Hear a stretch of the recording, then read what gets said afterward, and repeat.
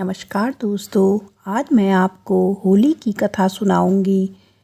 बहुत समय पहले हिरण्यकश्यप नाम के राक्षस ने ब्रह्मदेव की तपस्या करके अमर होने का वरदान मांगा।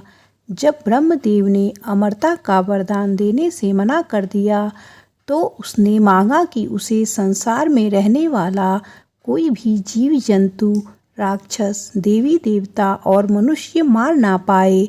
साथ ही ना वो दिन में मरे और ना ही रात के समय, ना तो पृथ्वी पर मरे और ना ही आकाश में, ना तो घर के अंदर और ना ही बाहर, और ना ही शस्त्र से मरे और ना ही अस्त्र से। हिरण्यकश्यप की तपस्या से ब्रह्मदेव खुश थे, इसीलिए अमरता के एक वरदान के बदले उन्होंने ये सारे वरदान उसे दे दिए। इसे पाकर उसने हर जगह तबाही मचाना शुरू कर दिया। उससे मनुष्य ही नहीं, देवता भी परेशान रहने लगे। वह अपनी शक्ति से दुर्बलों को सताने लगा। हिरण्यकश्यप से बचने के लिए लोगों को हिरण्यकश्यप की पूजा करनी पड़ती थी। भगवान की जगह जो भी हिरण्यकश्यप की पूजा करता वह उसे छोड़ देता, और जो उसे भगवान मानने से मना करता उसे मरवा देता या अन्य सजा देता। समय के साथ राक्षस हिरण्यकश्यप का आतंक बढ़ता गया। कुछ समय बीतने पर हिरण्यकश्यप के घर विष्णु भगवान के परम भक्त प्रहलाद का जन्म हुआ। हिरण्यकश्यप ने प्रहलाद को कई बार विष्णु भगवान की पूजा करने से मना किया और कहा, मैं ही भगवान हूँ, तुम मेरी आराधना करो। हर बार हिरण्यकश्यप की बात सुनकर प्रहलाद कहते, मेरे सिर्फ एक ही भगवान है और वो भगवान विष्णु है।